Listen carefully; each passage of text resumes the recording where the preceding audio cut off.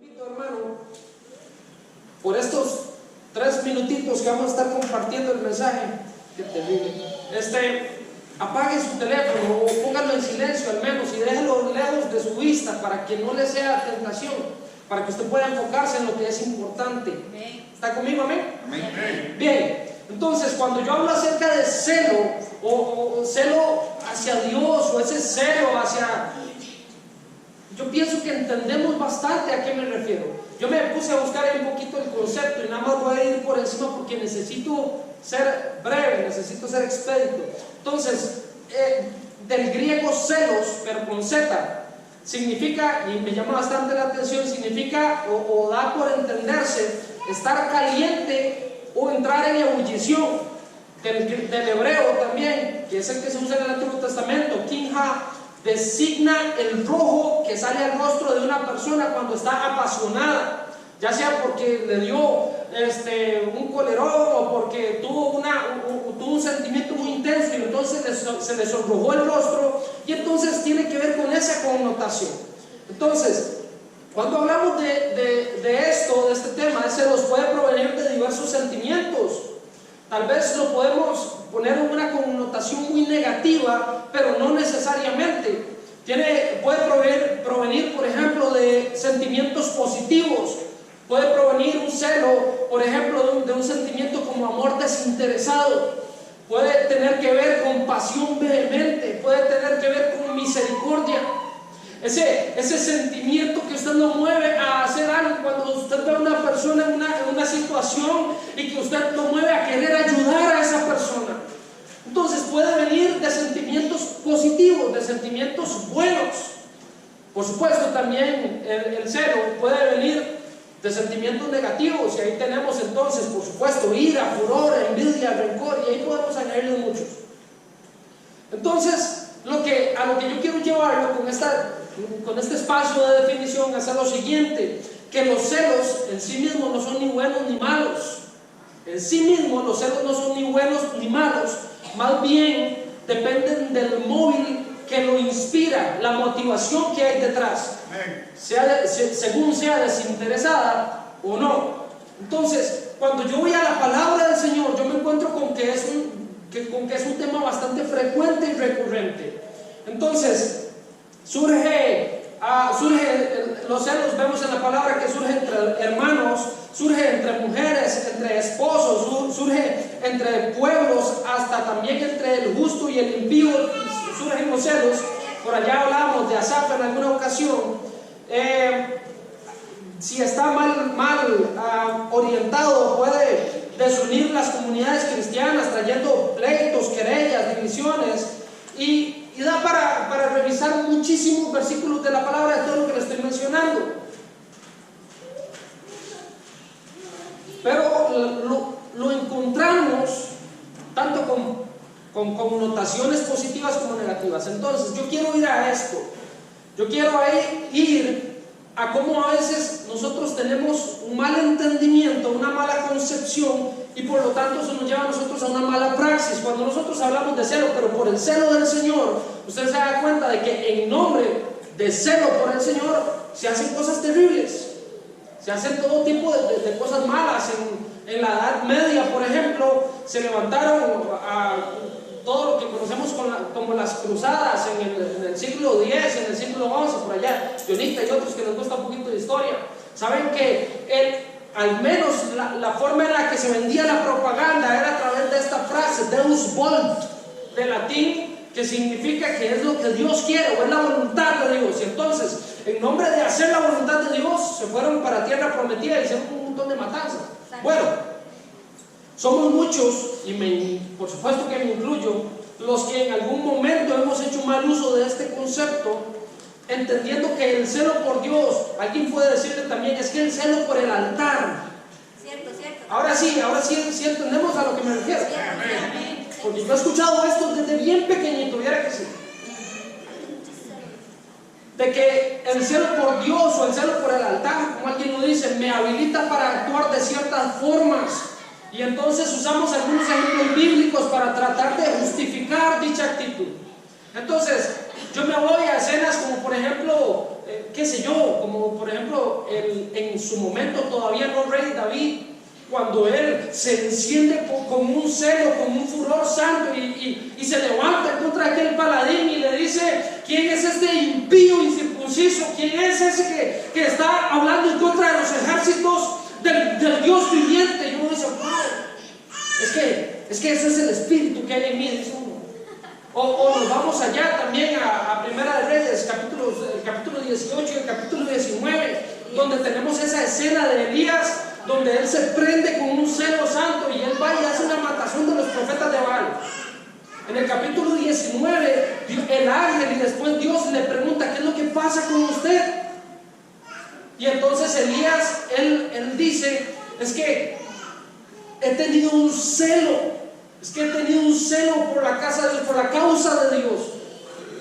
Vamos también, por ejemplo, a otro caso que es bastante particular. Lo encontramos en Mateo capítulo 21 y todos sus paralelos, en los sinópticos, y también hasta en Juan lo encontramos, donde Jesús, al entrar en el templo, se encuentra ahí toda una situación, se encuentra todo un mercado donde personas están haciendo ganancias hasta deshonestas en medio del templo, y Jesús se prende y comienza a tirar las mesas por allá y le mete una poetisa tal vez. Bueno, entonces uno dice: sí, es que eso es lo mío. Bueno, es que eso es lo mío. Es un celo santo. Y usamos ejemplos como estos que menciono para decir: ve, es que eso es bíblico. Es que la posición mía es bíblica. Pero cuando yo voy al contexto, y a lo que estaba sucediendo en cada una de esas situaciones, me doy cuenta de que lo que estaba pasando no tiene ningún paralelo con lo que nos sucede a nosotros hoy en día. Difícilmente. Entonces, si es que a mí alguien me dice que se armó una pandilla, ¿verdad? Y vienen acá y nos quieren violentar, y estamos todos aquí atemorizados y nadie se anima, y tal vez el asunto es de pelear, no lo sé, es un ejemplo bastante absurdo, pero alguien se prende con celo santo y dice: no, yo voy a pelear. ¿Quiénes son esos? Bueno, ahí podríamos estar hablando de algún paralelo, lógicamente es absurdo, pero nos damos cuenta de que nuestras situaciones y lo que se da en la iglesia muchas veces poco tiene que ver con casos como los que he citado. Más bien, cuando vamos a la raíz del asunto, tenemos que lo que sucede en la grandísima mayoría de nuestros casos, no es celo por el Señor, sino solamente celos. No es un celo santo, son solamente celos. Y está mal. Entonces, yo encuentro de que, número uno, es una actitud carnal. Diga conmigo: carnal. Así que le salga de la carne.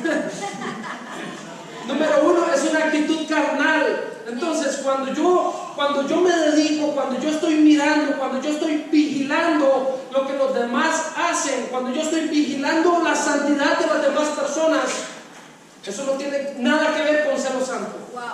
Y Dios a mí no me habilita para hacer tal cosa. Amén, amén. Eso se aprendió en otro lugar y se aprendió en otra tradición o lo que sea, pero eso no es lo que nos enseña Dios en su palabra.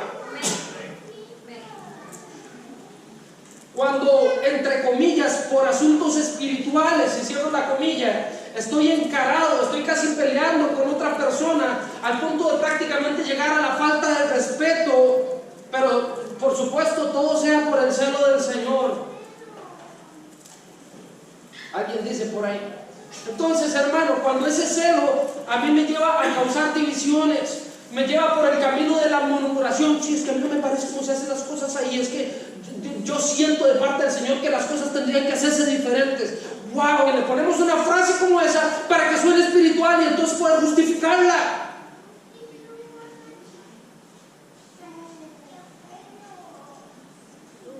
Me llama la atención el caso de María y de Aarón en Números capítulo 11, ustedes lo buscan por ahí. 12, capítulo 2, Números capítulo 12, le gano al pastor. Encontramos que Aarón y María, ellos se encienden con un celo porque dicen: no nos usa Dios a nosotros también. Entonces, ¿por qué la cosa es solo como que solo con Moisés? ¿Qué es lo que pasa? Y ahora que no les gustó que se había hecho una esposa morenita, bueno, y entonces, ¿qué sucedió con ellos? Bueno, usted se sabe la historia, porque no tenía nada que ver con celo santo, eran solamente celos. Entonces, te das cuenta cuando revisas no el concepto religioso y el concepto cultural, tal vez, que se despliega en muchas ocasiones, pero cuando revisas la actitud y cuando revisas la acción, te das cuenta de que ese tipo de comportamiento era frecuente, en los fariseos. Era frecuente en los fariseos. Te das cuenta de que el ministerio de los fariseos, digámoslo así, parece que consistía en vigilar lo que hacía Jesús, en vigilar lo que él enseñaba, en tratar de buscar la mínima excusa para tener cómo señalarlo y cómo acusarlo, y decir, vio, se equivocó, vio, ahora sí lo tenemos. Ese era el ministerio de los fariseos, parece. Y diga conmigo, no quiero estar ahí. Yo no quiero que ese sea mi ministerio. Por supuesto que no. Entonces, esa es una aplicación incorrecta, hermano. Voy corriendo y ahora sí. Entonces, ¿cuál es la aplicación correcta? Entonces, ¿qué es lo que quiere Dios? Que de verdad arda en nuestros corazones, que de verdad nosotros nos apasionemos por, que nuestro rostro se tiña de rojo por la pasión, por el deseo, por el anhelo. Una correcta aplicación me lleva a entender que el verdadero celo me lleva a desear cumplir con la voluntad de Dios por encima de todas las cosas. De eso sí trata, de eso sí se trata. Me lleva a querer cumplir con la voluntad de Dios por encima de todas las cosas. Por supuesto que por encima de mi propia voluntad. Por encima de mi propia voluntad. Entonces yo voy al ejemplo de una persona que era celosa. Y era celosa por Dios. Primeramente desde una perspectiva equivocada, pero después transformado por la presencia de Jesucristo. Y es el apóstol Pablo. Usted no se va a encontrar una persona más celosa que Pablo. Y él mismo se describe en una de sus cartas. Fariseo de fariseos. Y nosotros vemos que él creía que cumplía con la voluntad de Dios, como tal vez en algún momento nosotros hemos pensado que haciendo esto o lo otro estoy cumpliendo con la voluntad de Dios. Hasta que se encontró con Jesús. Vaya tremenda sorpresa. Vaya tremenda sorpresa. Tuvo que ser impactante. Tuvo que ser tan devastador, tuvo que ser tan destructor, darse cuenta de que él no estaba cumpliendo verdaderamente con la voluntad de Dios, con lo que él estaba haciendo, con la persecución que él estaba realizando. Él pensaba que estaba cumpliendo la voluntad de Dios, persiguiendo a las demás personas, persiguiendo a los creyentes, persiguiendo a la iglesia. Él pensaba que estaba cumpliendo con la voluntad de Dios, pero nada más lejos de la realidad. Entonces se le presenta a Jesucristo en el camino a Damasco. Usted ya lo conoce. ¿Y cuáles son las palabras que le remite? Saulo, ¿por qué me persigues? Dura cosa te es dar patadas contra el aguijón. Uy, hermano, la destrucción, el despertar de Pablo, el tener que decir inmediatamente, Señor, Dios, mi Señor, ¿qué quieres que yo haga? Lo que quiero es cumplir tu voluntad. ¿Qué quieres que yo haga? ¿Qué es lo que quieres que yo haga? Se puso a las órdenes de Cristo y pasó a ser el más apasionado predicador que el mundo jamás ha conocido. Que el mundo jamás ha conocido, porque había un celo en Pablo de querer cumplir con la voluntad de Dios. De eso se trataba. De cumplir con su llamamiento. Entonces, número uno, un verdadero celo me lleva a querer cumplir con la voluntad de Dios por sobre todas las cosas. Número dos, me lleva también a amar, diga conmigo, amar lo que Dios ama. El verdadero celo me lleva a amar lo que Dios ama. ¿Y qué ama Dios, hermano? Por encima de todas las cosas, ¿qué ama Dios? Dios ama a las personas y lo demuestra a cada momento. Dios ama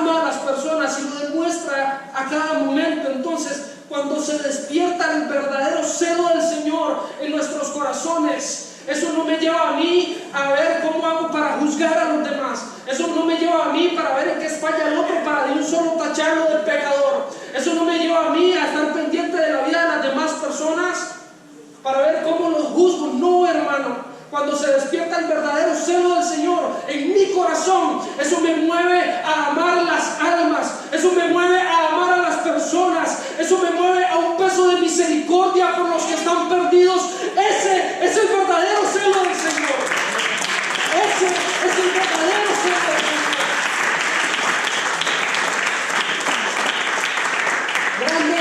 Grandes hombres movidos por un celo santo han abierto brecha en las naciones, y por eso usted y yo hoy estamos donde estamos. Amén, así es. Grandes hombres del Señor, movidos por un verdadero celo, se internaron en lugares donde ni tan siquiera había servicios públicos en aquellos tiempos. Entraron a países como este, donde lo único que había era una fuerte tradición religiosa, y abrieron brecha, hermano, y por eso nosotros estamos donde estamos. Por eso estamos donde estamos. Porque el verdadero celo de Dios se encendió en el corazón de unos pocos. Y eso nos llevó entonces a buscar las almas, a ir a por los perdidos. Ese es el celo del Señor.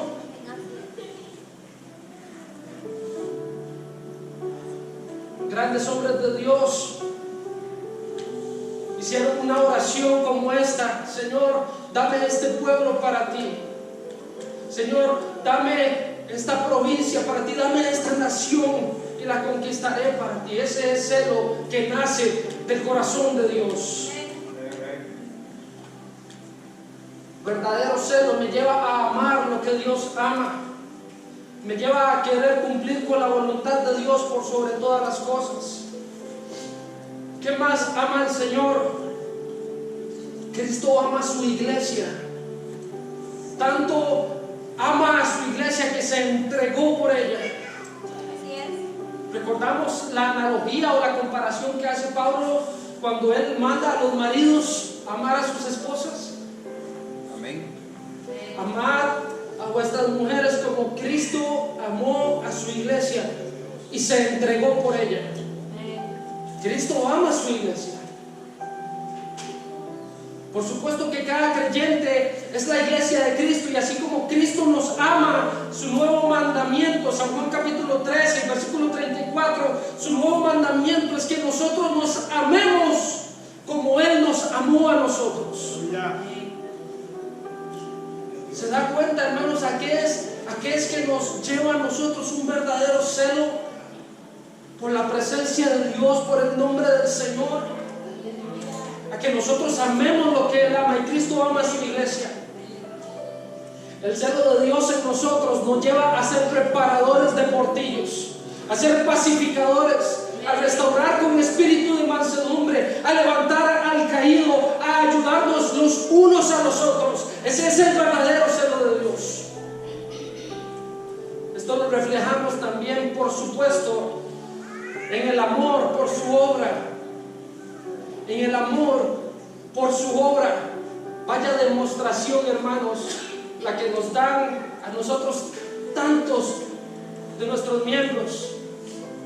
Desde el jueves trabajando haciendo tamales, un montón de damas maravillosas, caballeros también. Ayer toda la tarde, hoy desde la mañana, trabajando ahí desde las 6, 7 de la mañana. Eso es celo en amor de la obra de Cristo. ¿No sería más fácil simplemente quedarse en la casa y decir, eso no me toca a mí, eso a mí no me importa, no me corresponde, tengo otras cosas que hacer, tengo algo más importante? No, aunque tenga que esforzarme, aunque tenga que desgastarme, aunque tenga que sudar la chaqueta, como decimos nosotros, pero es que yo hago la obra del Señor y yo soy parte de la obra del Señor, y como tal entonces yo voy a ir ahí. Vaya, eso es porque amamos al Señor y queremos que este lugar sea luz para este pueblo, para este cantón y para esta nación. El verdadero celo del Señor me lleva a querer cumplir con su voluntad por sobre todas las cosas, me lleva a amar lo que Dios ama, y por último me lleva a rechazar, por supuesto, el pecado. Y aquí es donde muchas veces nos confundimos y decimos, sí, pero es que yo veo a tal persona que está pecando ahí, y ahí lo veo.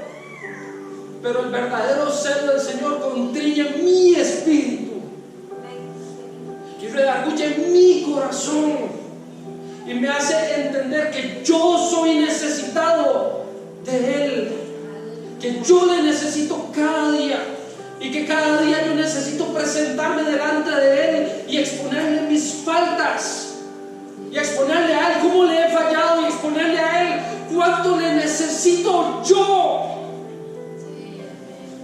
El verdadero celo del Señor no me lleva a ir y decirle, Señor, venga, es que necesito acusar a este y a este. Hermano, ese es el trabajo de Satanás. Así es. Así es. El verdadero celo del Señor me lleva a mí a aceptar cuál es mi condición, a aceptar cuál es mi necesidad. Al rechazar el pecado me lleva, pero esto para conmigo mismo. Yo sé que tengo que vivir alerta, que tengo que presentarme delante de Dios cada día, no juzgando a los demás, pero confesando mis propias faltas. Y Dios, que es grande en misericordia, me llena de su gracia cada día. Cada día me llena de su gracia. Dios quiere, hermanos, que nosotros le amemos celosamente. Y si hay un mandamiento que lo hemos repetido a lo largo de la historia, en todo momento en que Él se revela a través de su palabra, es que Él no comparte su lugar. Él desea que nosotros le amemos celosamente, que no haya otros dioses en nuestra vida. Dios quiere que le amemos celosamente, que nosotros amemos lo que Él ama, que amemos las almas, que amemos su iglesia, que amemos su obra. Lo que yo pregunto, hermanos, es: ¿deseamos que ese celo se encienda una vez más en nuestros corazones? ¿Deseamos que ese celo nos mueva a hacer lo que hasta hoy no hemos hecho? Yo le invito a usted, ¿dónde está? Póngase.